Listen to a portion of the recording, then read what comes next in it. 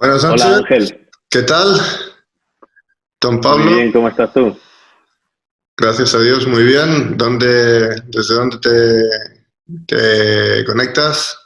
Yo estoy en Miami, en Miami. En Miami, Florida.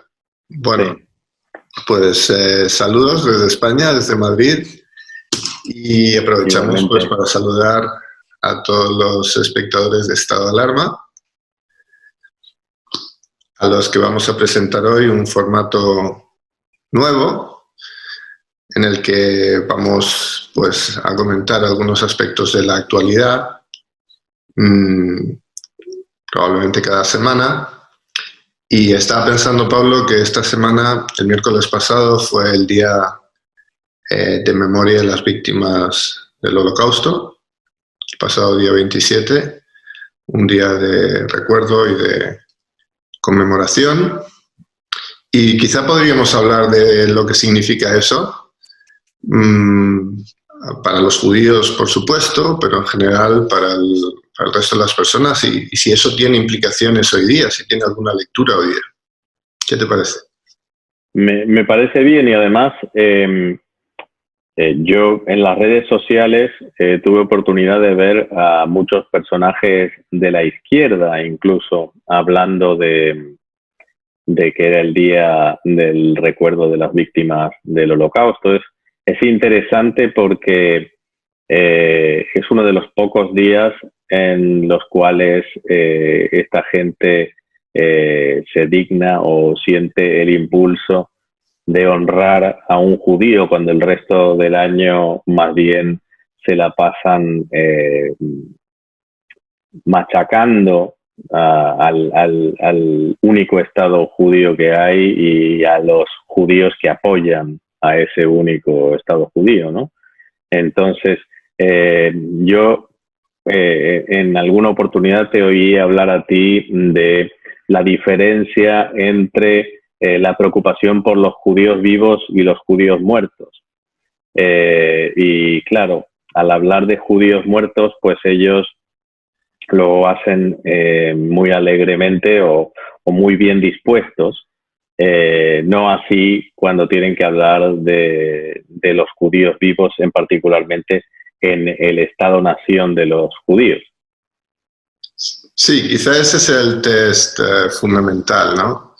A mí me gustaría recordar a los que nos ven que efectivamente el día 27 de enero se conmemora la liberación del campo de exterminio de Auschwitz, y podemos diferenciar de entrada que es un campo de exterminio y que fue un campo de concentración, que había diferencias, y también que en Israel Yom HaShoah, el día de la Shoah, el día del Holocausto, se celebra un día diferente. Se celebra en abril, típicamente el 27 de Nisan, que es el día del levantamiento en el gueto de Varsovia.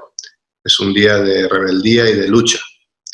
Eh, Como bien dices, parte de la izquierda, bueno, yo creo que es bueno en general reconocer que este día se ha constituido como un día de memoria de las víctimas, y esto es bueno que generalmente y de un modo muy amplio se reconozca y se conmemore, ¿no? Porque a veces se nos olvida, también por banalización generalizada, que la Shoah una circunstancia histórica única. A veces se banaliza el concepto de Bueno, holocausto. y parte de esa banalización también incluye el confundir a los campos de exterminio con los campos de concentración donde no se exterminaba gente. Cuando ellos hablan, por ejemplo, de los prisioneros españoles republicanos que no estaban en campos de exterminio, ni sufrieron la misma suerte de los judíos, sino que estaban en campos de concentración alemanes, donde obviamente se violaban los derechos humanos y donde ocurría toda clase de atrocidades, pero no estaban en una factoría de muerte, que es lo que había en Auschwitz y en Treblinka, donde había un proceso industrializado para asesinar a cientos de miles, a millones de personas. Sí, desde luego. Yo creo que comparar Mauthausen con Auschwitz es de alguna manera banalizar lo que había en Auschwitz, que era muy diferente a lo que había en estos otros campos de concentración, principalmente dedicados a perseguidos políticos y no a personas que estaban ahí por el simple hecho de pertenecer a una etnia. Yo creo que hay una diferencia importante. Sí, sí, la hay.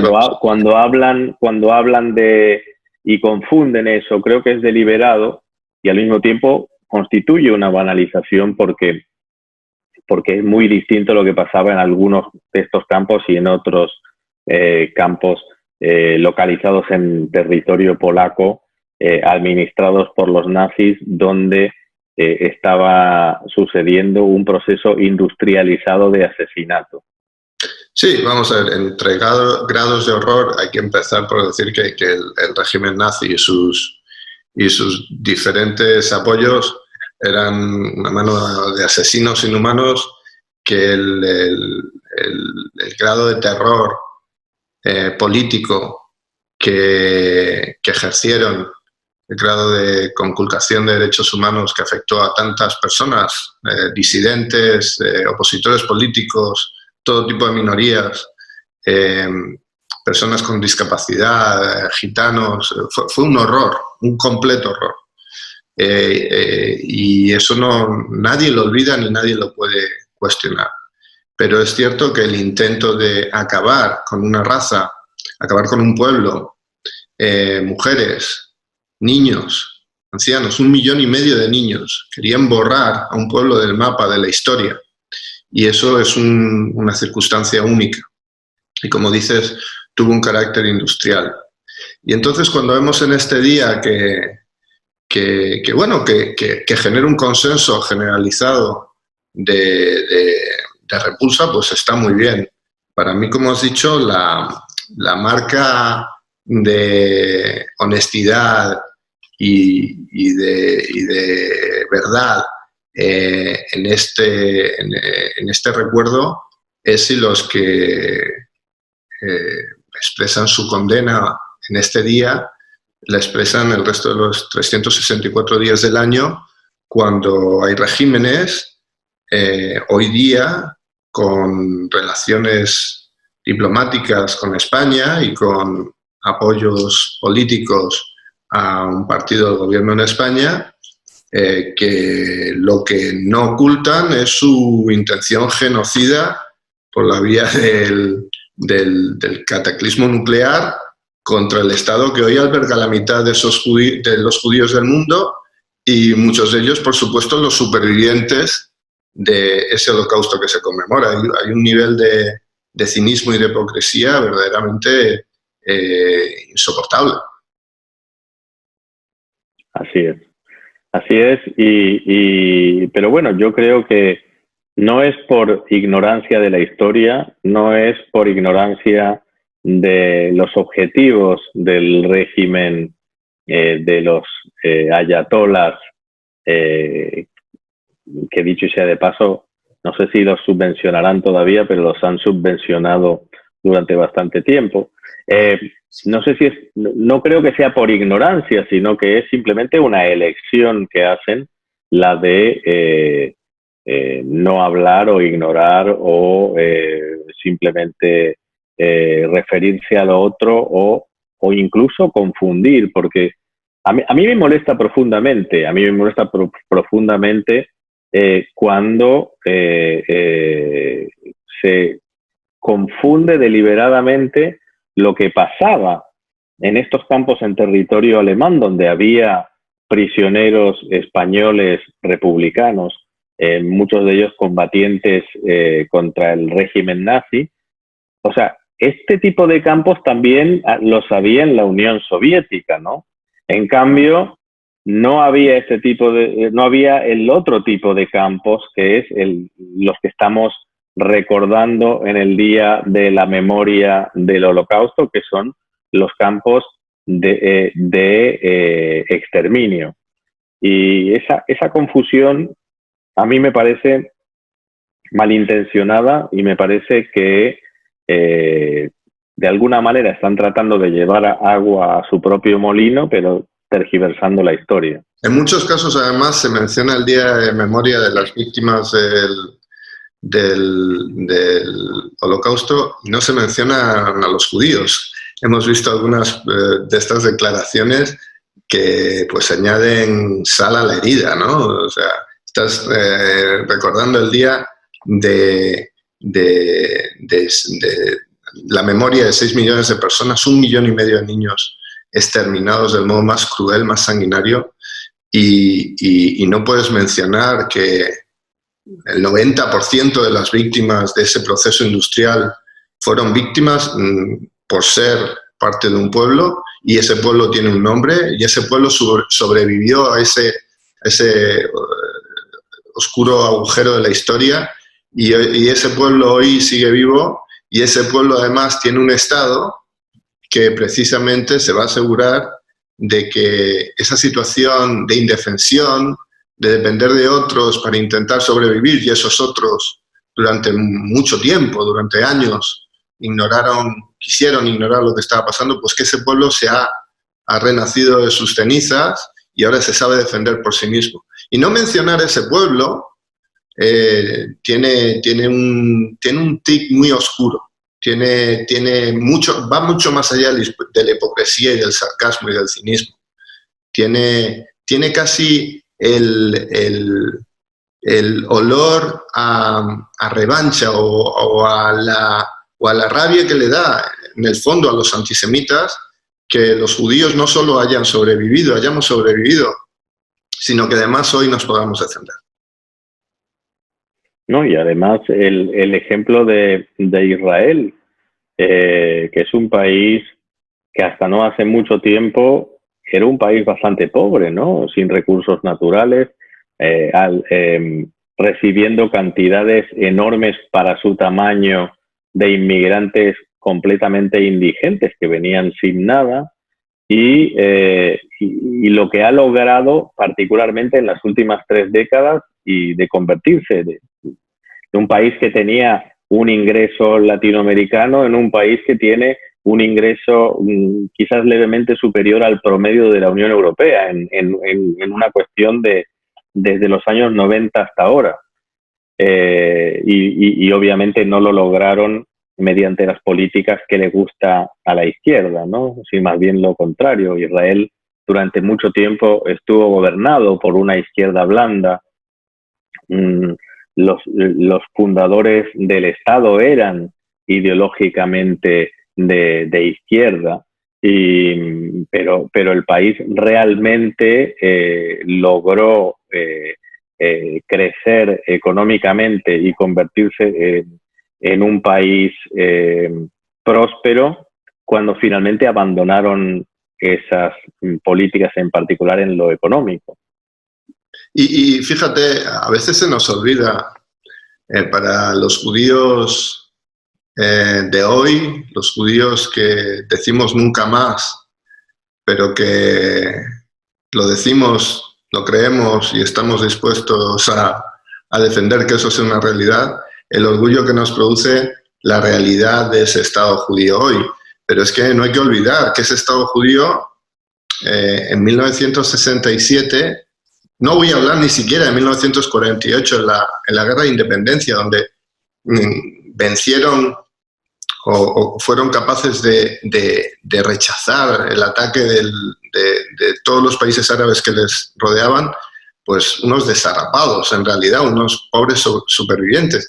Pero en 1967 ganan la Guerra de los 6 días, de nuevo con un ataque brutal de todos los países que les rodean, un país que solo hacía 20 años, 22 años, eran los descendientes, muchos de ellos, de aquellos prisioneros esqueléticos, medio muertos, verdaderas sombras humanas que habían sido capaces de sobrevivir al exterminio y de salir de los campos. Es una historia verdaderamente impresionante. Pensemos, solo 20 años. O sea, estamos en 2021, como si hace 20 años, 2001, esas personas hubieran sido esos cadáveres andantes y 20 años después hubiesen sido capaces de formar un Estado suficientemente próspero como para rechazar un ataque coordinado de este tipo y una victoria histórica.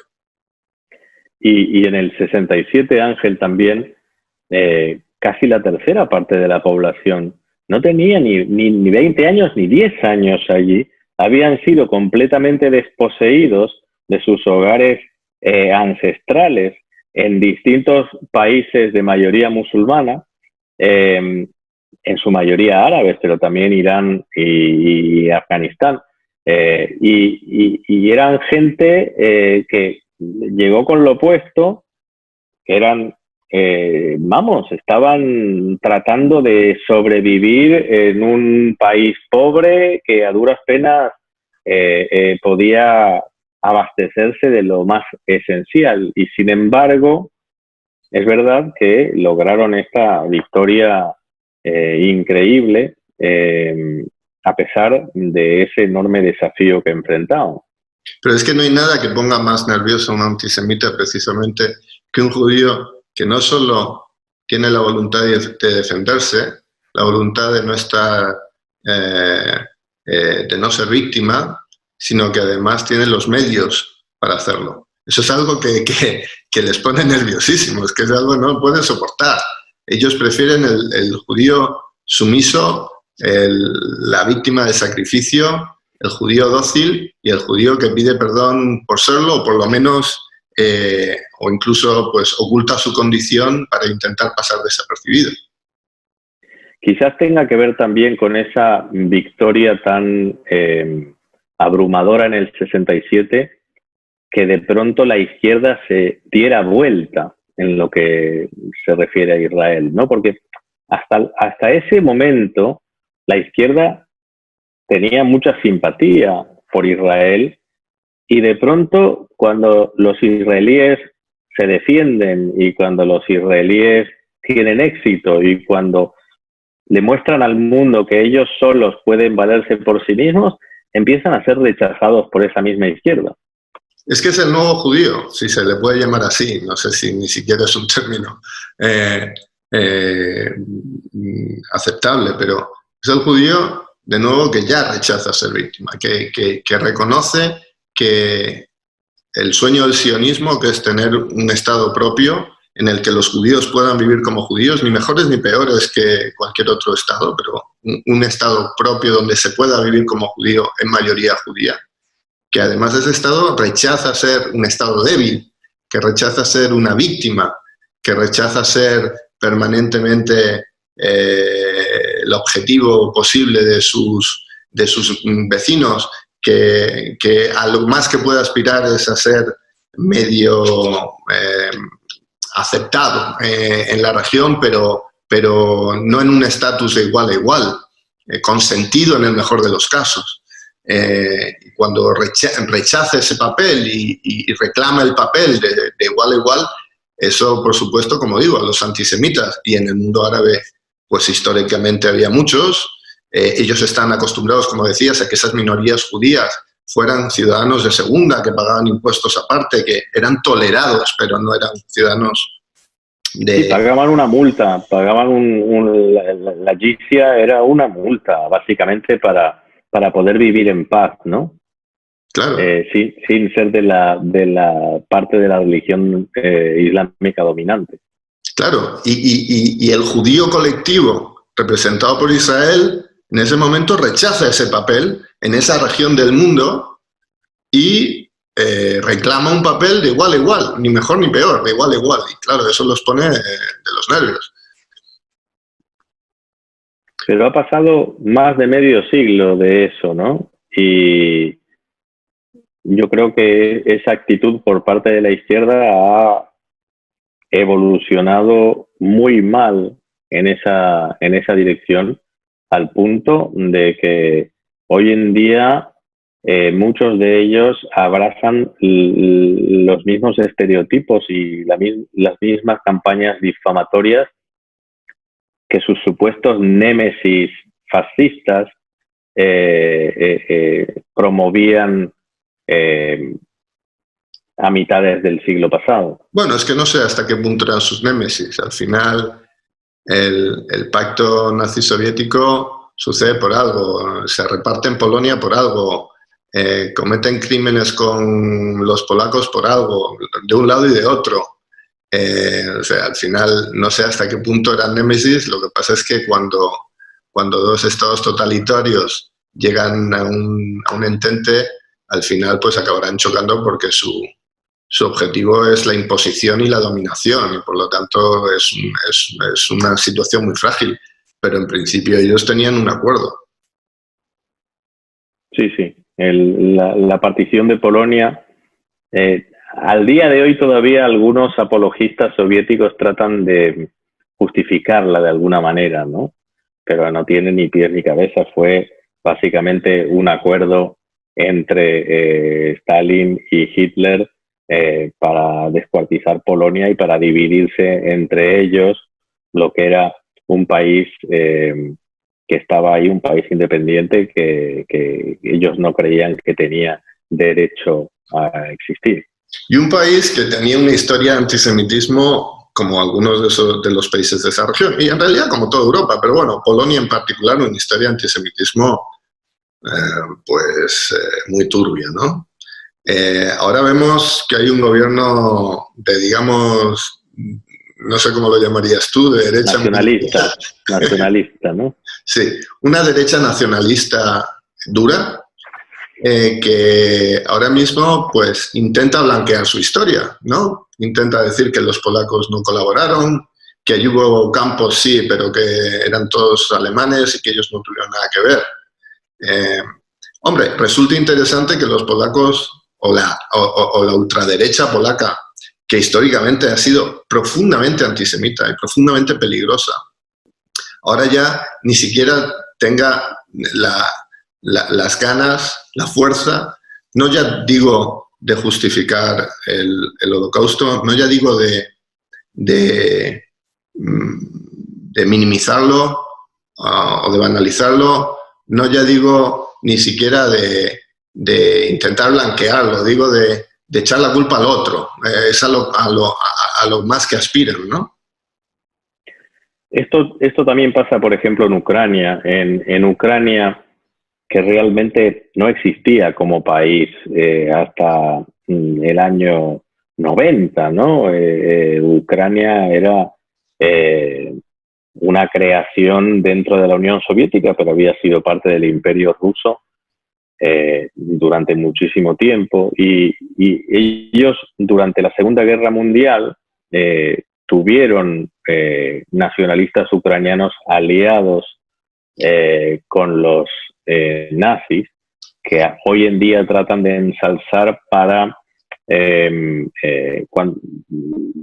promover el sentimiento nacionalista ucraniano. Pero cuando uno se pone a hurgar un poquito estos personajes a los que les han puesto monumentos y estatuas en distintas ciudades de Ucrania, eran asesinos, eran aliados títeres de los nazis, simplemente que porque eran antisoviéticos y eran nacionalistas ucranianos, entonces los han blanqueado de alguna manera. En los bálticos también sí sucede algo los croatas, parecido, ¿no? Los húngaros.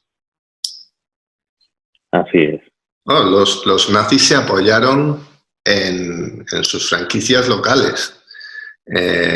Y claro, cuando esas franquicias locales ahora mismo evolucionan en esos a veces nuevos estados o estados que se han quitado de encima el yugo soviético y buscan su identidad o reforzar su identidad, a veces caen en esta estúpida tentación de glorificar a personajes que eran verdaderos criminales. Podían ser nacionalistas, pero es que además eran, y sobre todo eran criminales espantosos, ¿no? Pero hubo franquicias y franquicias. O sea, si tú ves, por ejemplo, Bulgaria y el rey de Bulgaria, Bulgaria era un aliado nazi, pero sin embargo se resistieron y el rey no aceptó. Incluso en Hungría la persecución de los judíos de Budapest, que fue brutal, tuvo lugar en un periodo bastante reducido, al final casi de la guerra. En Hungría había un gobierno estilo medio franquista, ¿no? Era como una cosa tradicional religiosa, pero no era nazi. Llega un momento en el y no le habían hecho, habían pasado algunas leyes con presiones alemanas y con presiones de algunos grupos locales antisemitas, pero no habían exterminado a los judíos. Esto sucede finalmente cuando los alemanes se hacen cargo en forma prácticamente directa de Hungría, volteando a este régimen facha húngaro. Entonces, hay muchos matices. Hay otros países en los cuales los croatas colaboraron de manera mucho más entusiasta.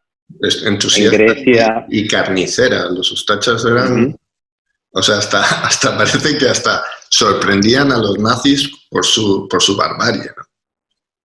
Y en Ucrania también pasó eso, ¿eh? En Ucrania también hubo vamos, que hacían la labor con mucho entusiasmo. Pero bueno, hoy en día Ucrania, un país que no tiene una historia independiente muy importante, de pronto busca estas figuras, a pesar de haber habido ese trasfondo tan siniestro, como para crear esta identidad nacional y esta idea de nación. ¿Y tú ves que esto en la Europa Central ahora, si nos fijamos sobre todo en la Unión Europea, ¿no? En Polonia, en Hungría, en estos países que están gobernados por la derecha nacionalista, una derecha dura, una derecha, bueno, identitaria, si la quieres llamar así, tú ves que... ¿cuál crees que debe ser la reacción de los judíos al respecto? Por una parte vemos que algunos de sus gobiernos, aparte de este conflicto fundamental de su papel nacional en la Segunda Guerra Mundial y en el Holocausto, pero en general tienden a apoyar la existencia del Estado de Israel, tienden a rechazar... Admiran a Israel porque Israel hoy en día para estos grupos que podríamos llamar tradicionalistas, Israel es un país que, por un lado, es una sociedad mayormente laica, pero que esta gente laica tiene 3 y 4 hijos, y esta gente laica tiene aspiraciones que en Europa podrían verse como antiguas, ¿no? A tener su propio negocio, a prosperar económicamente, a ser su propio jefe, todas estas cosas que en Europa las hubo alguna vez, que en Estados Unidos han sido siempre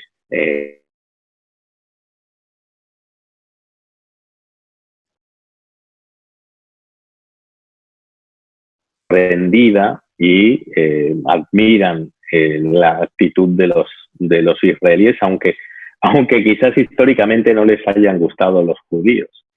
Pero tú crees que no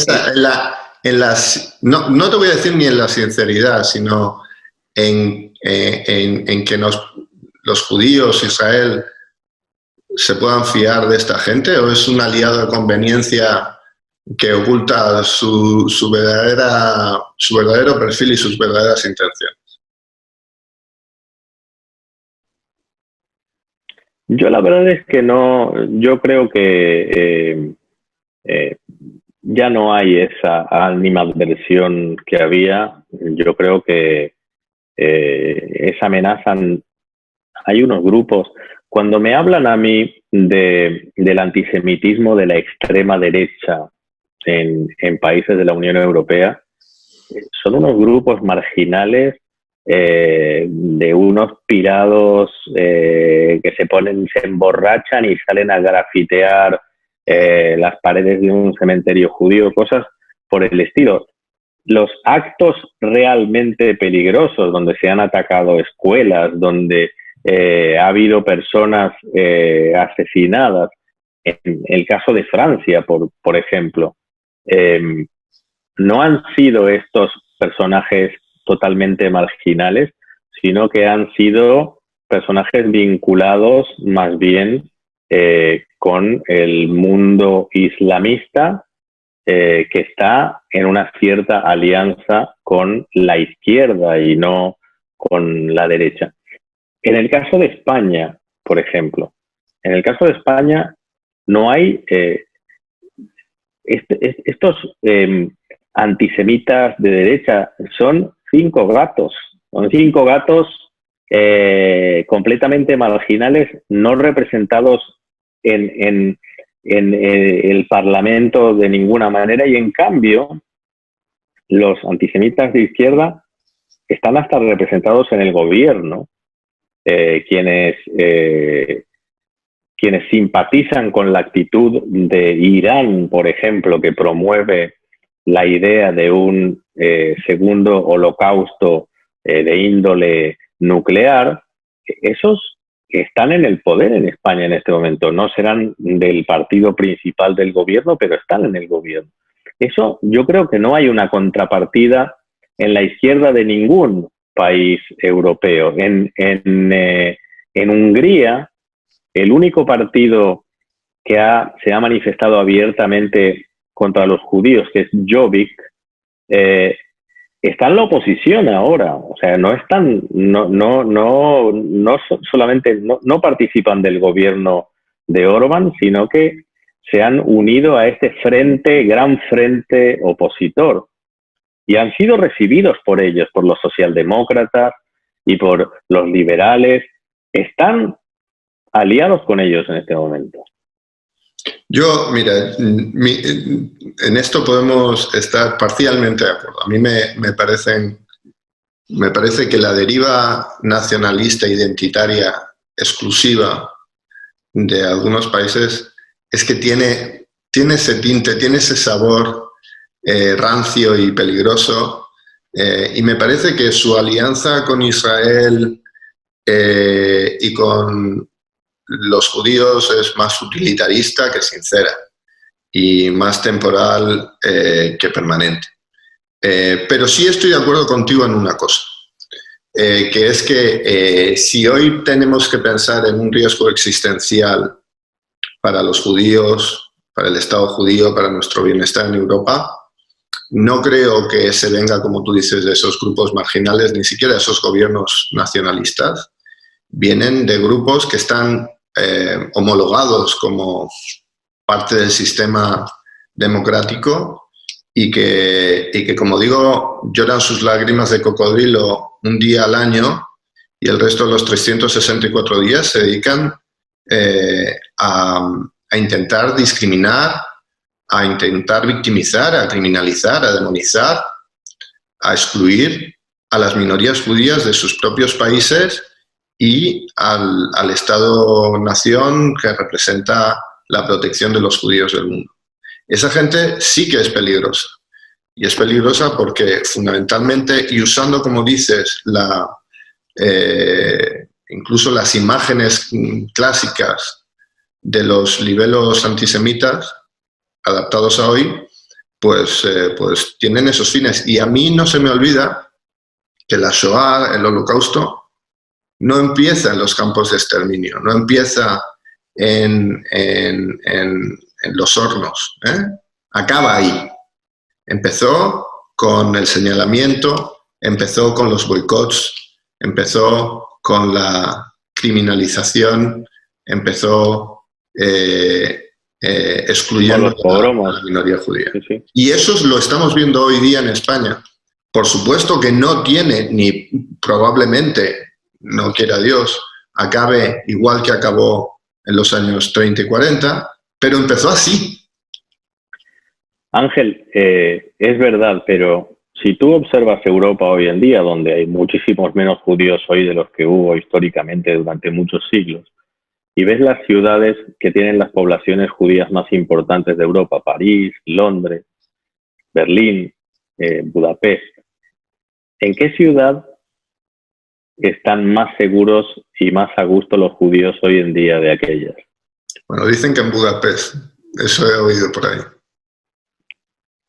y donde se supone que hay un gobierno al que acusan de tener simpatías antisemitas por el simple hecho de ser enemigo de George Soros, que vamos, era judío de nacimiento, pero que ni a ti ni a mí nos parece representativo de ninguna manera de nada que sea judío, y además es un enemigo. El problema del que se mete con Soros, Pablo, el problema del que se mete con Soros no es que se meta con Soros. Tú y yo nos metemos con Soros. No creo, como tú dices, que estemos identificados con él. Es que resalcen su origen judío para hacerle una característica fundamental por la que meterse con Soros, para identificarlo. Pero si el primero que habla de que es judío es el propio Soros para defenderse y para tratar de caracterizar como antisemitas a quienes lo atacan. También dijo que colaboró con los nazis y que fue el periodo más feliz de su vida. Bueno, ese fue un error que cometió en una entrevista, ¿no? Luego se arrepintió de haberla dado. Claro, hay veces que se arrepienten de decir la verdad. Bueno, Pablo, pues ha sido un placer tenerte. Gracias a los espectadores de Estado de Alarma. Y bueno, espero tener la ocasión pronto de que volvamos a hablar de algunos temas de actualidad internacional, si a ti te parece bien. Eso espero, claro que sí, encantado. Muy bien, un abrazo.